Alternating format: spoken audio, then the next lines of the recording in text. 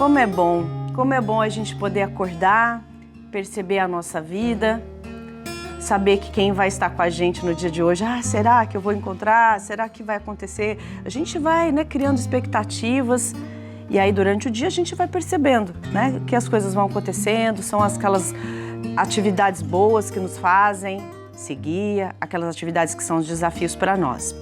Bom, gente, hoje, até trouxe, padre, uma reflexão, uma pergunta, um comentário de uma telespectadora que disse assim para mim: Dani, estou sofrendo muitas mudanças na minha vida.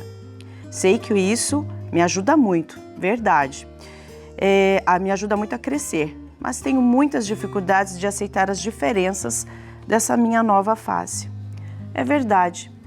Nós temos uma dificuldade muito grande de aceitar as diferenças, de aceitar as mudanças, de aceitar aquilo que não bate com a nossa cultura, com as nossas educações, com a nossa forma de ver a vida, o mundo. É assim, a gente nasce, cresce, somos educados pelos nossos pais, que é só assim que vive. Aí a gente vai para o mundo, a gente encontra outras maneiras de viver, cada um do seu jeitinho.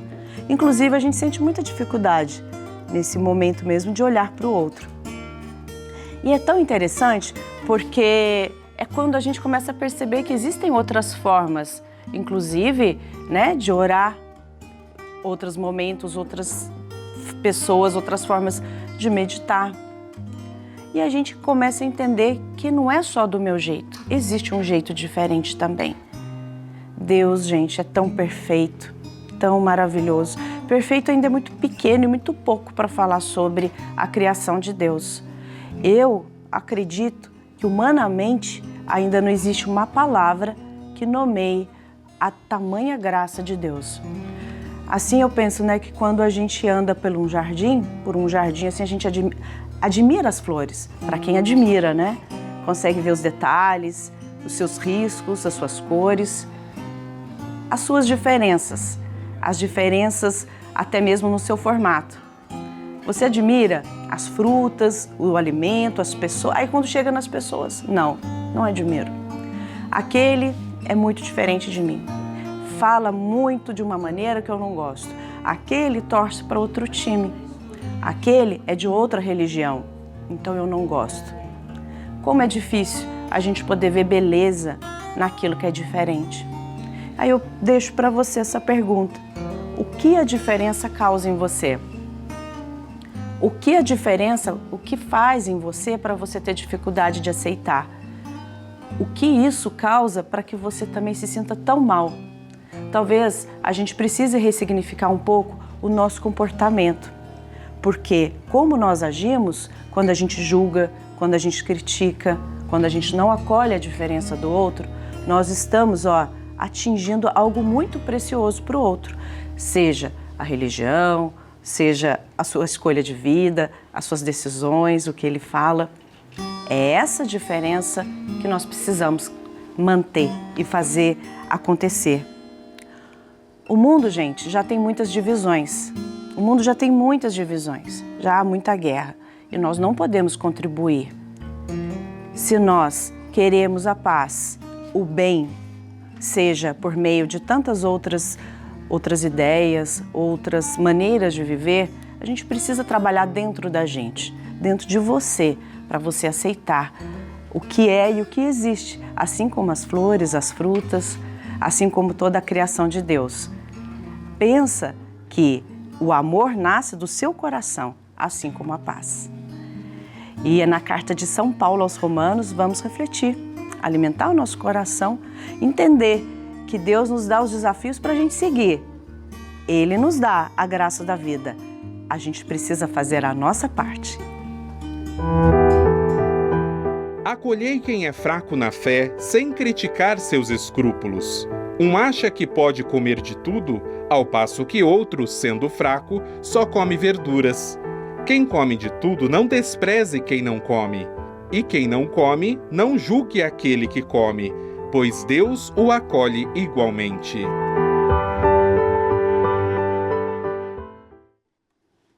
As palavras do apóstolo Paulo aos Romanos nos faz pensar que o cristianismo, desde a sua origem, sempre foi plural, formado por pessoas de culturas diferentes, de mentalidades diferentes.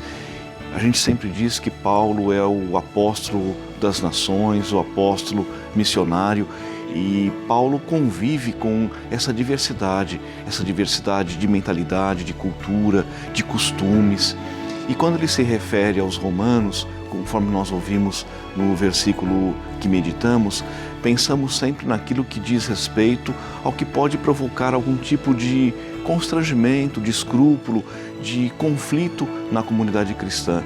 E Paulo se refere especificamente à carne que é oferecida aos ídolos, que gerou naquela época, na época de Paulo, um constrangimento muito grande com aqueles que se incomodavam com aquilo.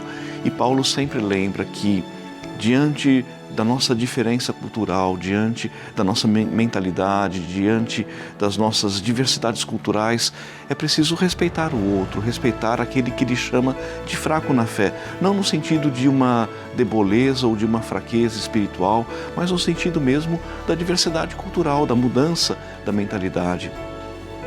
As palavras de Paulo ressoam em nossos ouvidos como um grande convite, o convite para aceitar o outro, acolher o diferente, aquele que pensa de fato diferente, com alguma variação da nossa mentalidade, preservando o que é de fato essencial.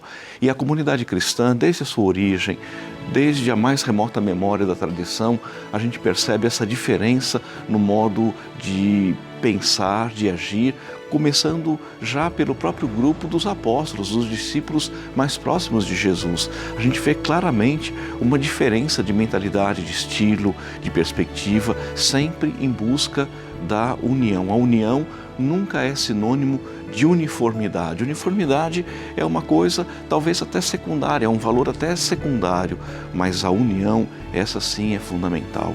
E Paulo chama nossa atenção para isso, manter a união naquilo que é de fato essencial, convivendo com as diferenças, com a multiplicidade das nossas culturas, das nossas mentalidades. Nós vivemos num mundo globalizado, a gente sempre ouve essa expressão, a gente vive num mundo onde as pessoas são muito diferentes e essas diferenças, elas necessariamente precisam ser acolhidas e respeitadas.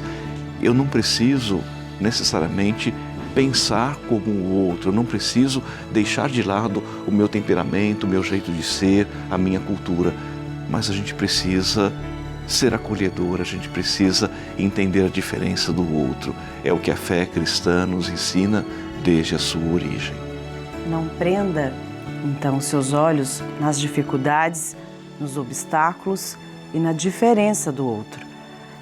Prenda-se naquilo que é essencial. Essa mensagem que o Padre Catalfo nos traz para a gente poder meditar e observar a nossa vida. Se os nossos olhares estão mais nas diferenças, no olhar que julga, no olhar que critica, que afeta muito a vida do outro, que impede a gente de viver em unidade. E continuando a nossa série, nessa semana é tão bonito para a gente poder ilustrar esse momento oracional, esse momento de meditação. E hoje nós vamos continuar conhecendo mais o que é ser missionários na vida. E é a história da Letícia Florencio. Acompanha só.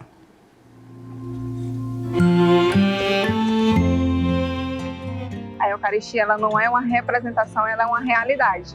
É o Cristo que é vivo e presente no meio de nós. Para comungar, para fazer parte dessa comunhão, especialmente quando a gente fala do sacramento da comunhão, do sacramento da Eucaristia, um dos princípios básicos não é só a gente tratar a Eucaristia como se fosse um elemento simbólico, um elemento representativo. Não faz sentido a gente querer entrar, por exemplo, na fila da comunhão e estar ausente de comunhão com todos os outros aspectos em que Deus está presente. Porque Deus está presente na Eucaristia através de um sacramento vivo. Então, ele é presença viva através da Eucaristia. Mas a Eucaristia, a comunhão com Ele, só faz sentido se a gente também está em comunhão moral, que é o que Paulo nos ensina, com os nossos irmãos ao nosso redor e com todas aquelas chamadas de justiça, os chamados de busca à caridade, o chamado do amor ao próximo, o amor a Deus acima de todas as coisas. Então, é importante que a gente mantenha a esperança viva E aquilo que traz esperança é justamente a comunhão. E sem a comunhão a gente não consegue manter essa esperança, nem a ausência de comunhão com Deus, nem a ausência de comunhão com os irmãos.